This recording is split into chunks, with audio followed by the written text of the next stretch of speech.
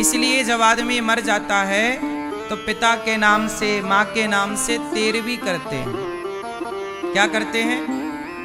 तेरहवीं का मतलब क्या होता है? 13 दिन में तेरहवीं होती है। माँ के नाम से 13 ब्राह्मण बुलाए जाते हैं, समाज को बुलाया जाता है, भूखे प्यासे को बुलाया जाता है, सबको अन्नदान कराया जाता है। देखो, मर जाने के बाद भी क्या कराया जाता है? अन्नदान। क्योंकि आपके पास कोई पुण्य ना हो पर अन्नदान का पुण्य है, आपने अन्नदान किया है तो उस पुण्य से आप कभी नरक नहीं जाएंगे, सदगति कराएगा अन्नदान। अन्नदान करना सबसे बड़ा पुण्य है। इसलिए जब कोई मरता है तो 13 दिन बाद तेरहवीं होती है। अच्छा, 13 दिन बाद ही क्यों होती है? मरने के तुरंत क्यों नहीं होती? सूतक होता है, फिर साफ सफाई होती है, फिर अस्थियों का गंगा में विसर्जन होता है, फिर वो गंगा जल से घर में छिड़काव होकर के शुद्धि कहते हैं, जैसे साफ शुद्धि कहते हैं। फिर गंगा जल का, गंगा जली का पूजन होता है, फिर समाज को बुलाकर खवाते हैं। फिर 13 दिन बाद 13वें दिन, जिसे 13वां कहते हैं, कहीं कहीं 12वां भी होता है, 12वें दिन में भी 13वीं होती है, उसे 12वां कहते हैं। तो परंपराएं अलग अलग जगह की अलग अलग हैं, 12वां और 13वां। हमारे यहाँ कहते हैं 13वीं, और अगले साल उसी तिथि पर बरसी होती है, जिसे 12वां बोलते हैं, एक साल बाद। तो 13वीं 13 दिन बाद ही क्यों होती है, ये सवाल खड़ा हुआ। तो सुनो, इसका भी एक कारण है। जब आदमी मरता है तो मरने के बाद उसका तुरंत हिसाब नहीं होता। 13 दिन बाद कुछ समय तो उसे यमपुरी जाने में लगता है। अच्छा, आपको क्या लगता है जब आदमी मरता है तुरंत मर जाता है? नहीं। आपको एक बात बताएं, जब आदमी मरता है तो तुरंत नहीं मरता। डॉक्टर ने कहा कि मर गया, लेकिन अभी भी वो मरता नहीं है। पता है आपको? हमारे प्राण शरीर से निकल करके मस्तिष्क में चले जाते हैं। इसलिए कई बार आपने सुना होगा कि जिसे डॉक्टर ने मृत घोषित कर दिया, वो शमशान ले जाते हाथ पांव हिलने लगे, मतलब जान आ गई। जिसे डॉक्टर ने प्रूफ कर दिया था मर गया, डेथ सर्टिफिकेट बन गया, फिर भी वो जिंदा हो गया। बोलो हाँ, ऐसा हुआ कि नहीं? कभी होता है। क्यों होता है? क्योंकि जब आदमी मरता है तो वो मरता नहीं है, उसके प्राण ब्रह्म रंध्र में चले जाते हैं। मरना कब बोलते हैं? जब उसका अंतिम संस्कार हो जाता है। इसलिए हमारे यहाँ कपाल मोचन क्रिया होती है। मरे हुए, मतलब चिता पे जब आदमी जलता है तो उसका सिर फोड़ करके घी डालते हैं, हाँ या ना? कपाल मोचन क्रिया कहते हैं उसे, जिसे अंतिम संस्कार कहते हैं।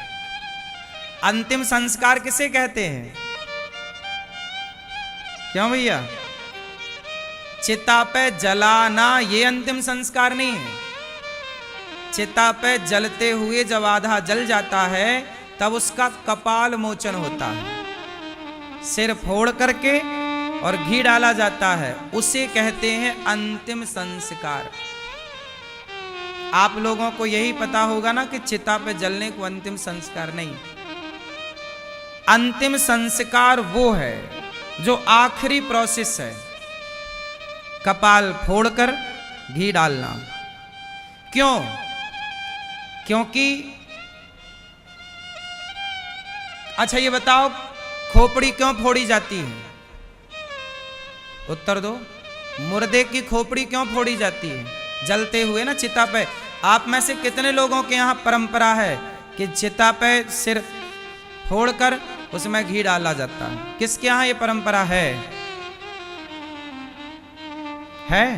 चलो बताओ क्यों है? नहीं जानते? सुनो, कहते हैं कि यदि खोपड़ी फोड़ी ना जाए, साबुत खोपड़ी मिल जाए किसी की, तो साबुत खोपड़ी यदि मिल जाए तांत्रिकों को, एक तांत्रिक लोग होते हैं। कौन लोग होते हैं?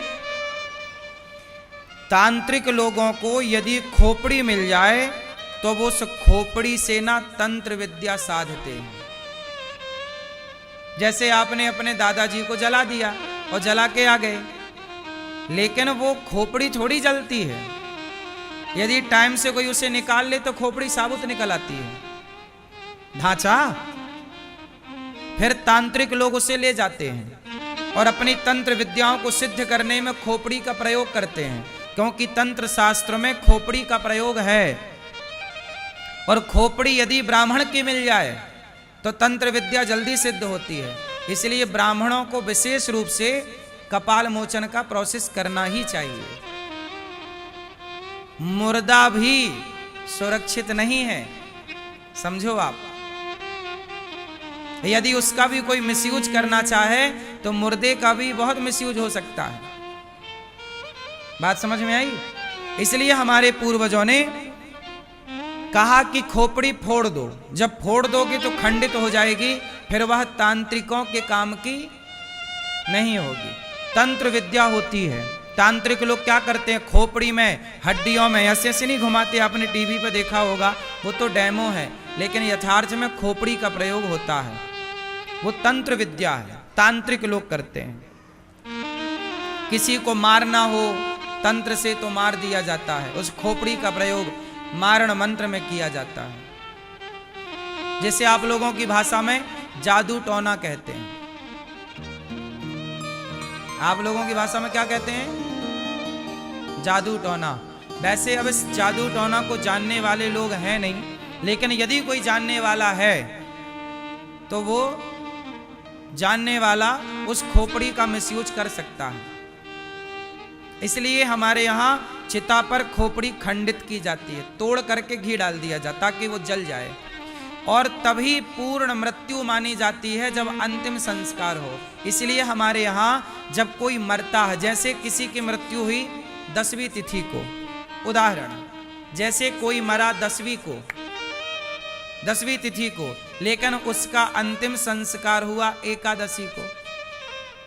मरा 10वीं को और अंतिम संस्कार हुआ एकादशी को, तो बताओ उसकी मृत्यु कब मानी जाएगी, 10वीं को कि एकादशी को?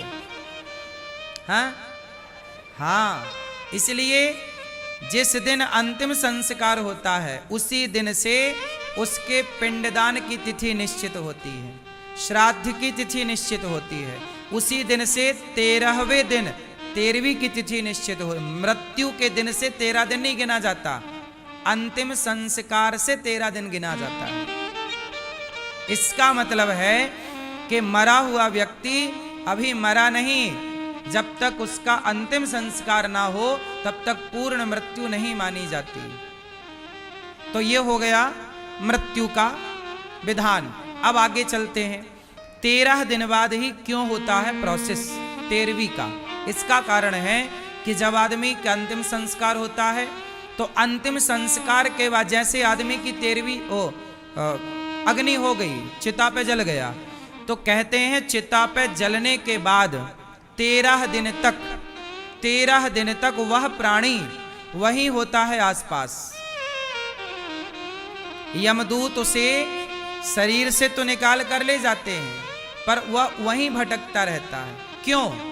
क्योंकि यमराज यमदूत उसे ये दिखाना चाहते हैं कि देख, जिस परिवार के लिए तो रोता रहा, परेशान होता रहा, अब वो परिवार देख, तेरे बिना तू कहता था कि मेरे बिना क्या होगा, देख तेरे बिना सब हो रहा है कि नहीं। जिस अभिमान में तू जीता था, आपको क्या लगता है मेरे बिना क्या होगा, मेरे बिना क्या होगा?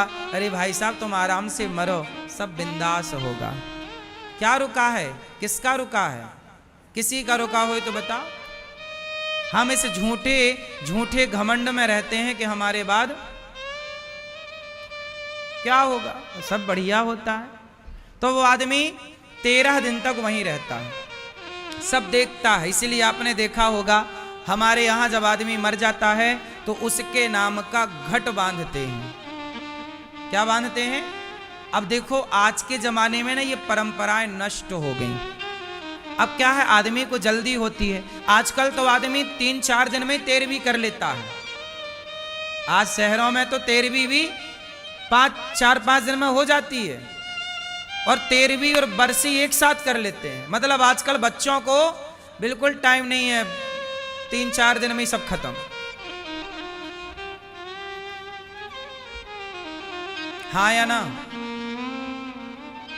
तो आज अलग, आजकल लोग मनमाना चल रहे हैं। अब शास्त्रों से कोई लेना देना किसी को नहीं, जो अच्छा लग रहा है लोग वो करते हैं, मनमाना आचरण।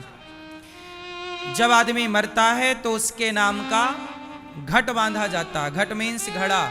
हमारे यहाँ पीपल पे बांधते हैं, पीपल पे घड़ा बांधते हैं।